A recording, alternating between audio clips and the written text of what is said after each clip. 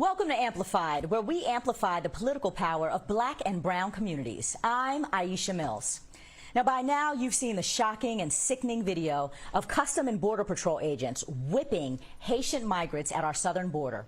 It's bringing national attention to the plight of thousands of Haitians temporarily living under a bridge in Texas while desperately waiting to be processed by immigration authorities. We begin our coverage tonight with BNC's chief foreign affairs correspondent and a host of The World Tonight, Nayyera Haq. Nayyera, what is the latest?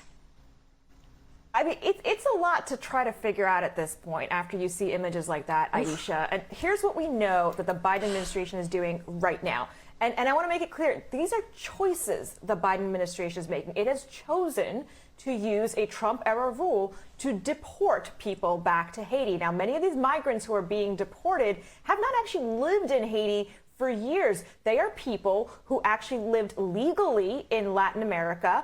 The jobs ran out, they started getting abused, and they, worked their way up to the U.S. border.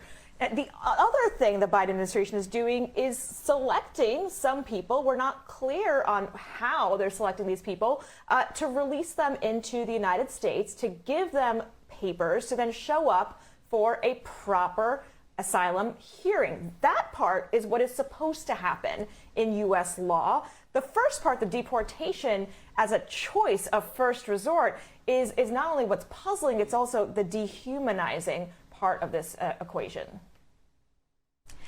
Wait a minute. I want to go back to something you just said, because now I'm confused. Are you saying that there isn't exactly clarity around what the policy and process is for determining who gets to stay and wait out a court date, essentially, and who actually is getting shipped out? How is that so?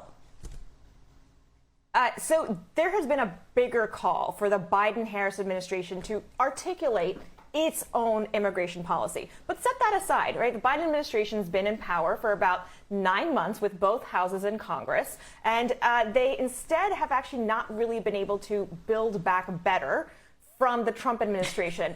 The Trump administration had gutted the State Department, where refugees got processed, and Homeland Security, which is, where all the law enforcement people hang out and come up with their designs, and has not been able to put its own people in place. In fact, the Custom and Border Patrol head is somebody who used to rally with President Trump at all of his anti-immigrant rallies. That guy just officially left office around 2 weeks ago. The Biden nominee is being held up by the Senate. So really you have Biden and Harris having these lofty ideals of what they want to do, but the people on the ground are the same Border Patrol agents who are executing the child separation policy and frankly have been executing racist immigration policies for years.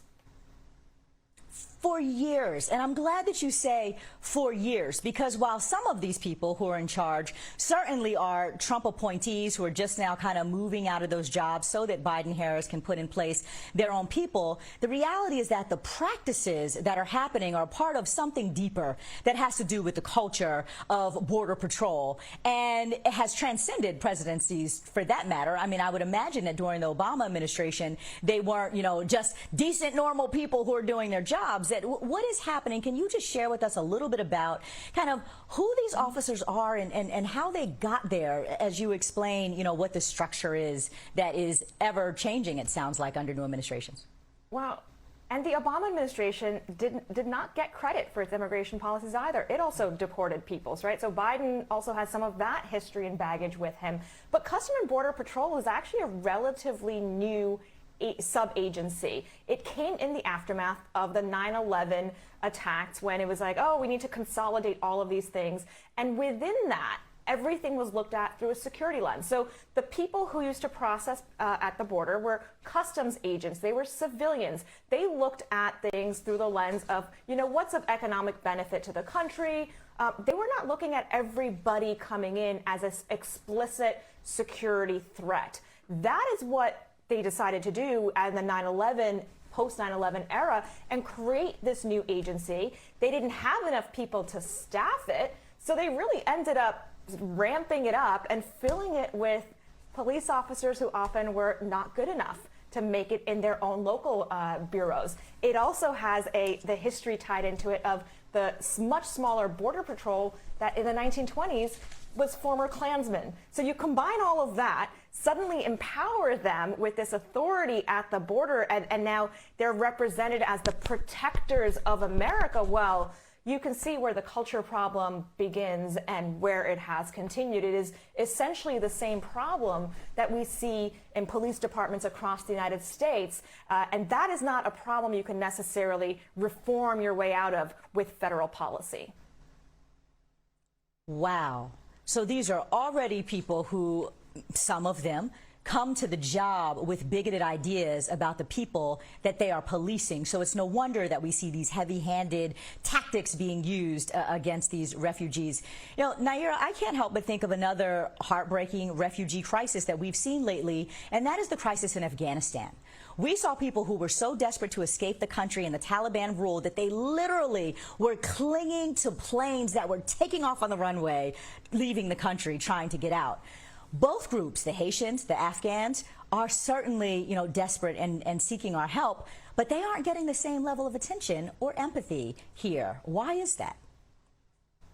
Well, a lot of that is by design, and it is an immigration system that is rooted in racism and prioritizing people and how they get help. And the Haitian people have always gotten pushed to the back of the line when it comes to issues of asylum or refugee status. Now, there is the argument, of course, that in Afghanistan, the United States was engaged in a 20-year war and has a moral responsibility to help those who help them. So the people being brought in to U.S. military bases right now from Afghanistan are the people who worked with the U.S. military, right? The special immigrant visas, some of those folks have been waiting in the pipeline for 9 years to get clearance to be able to come to the United States because they work with the U.S. military.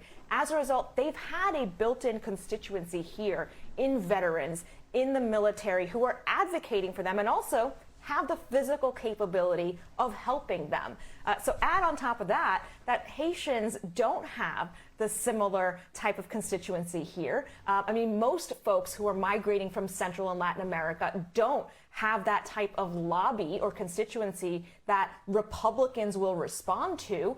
So that's some of the challenge here, is that Haitians and Black and brown people from the Western Hemisphere get lumped in under this security threat. Final point, Aisha, I cannot say that the Afghan refugees are exempt from that security threat, because now we are seeing also that the right wing is building up a case against them as well, even though they've gone through a 16-step verification process. They are now concerned, of course, that, you know, these Muslim immigrants may be terrorists. Oh, my goodness. You know, what I'm hearing you say is ultimately we are all about transacting with people who help us fight wars, who, you know, we think we have something to gain from and through. And these poor Haitians, we don't really see any value in them. And that is why there's a lack of empathy. Nayyera, thank you so much for joining us. We absolutely want to have you back to keep following this crisis.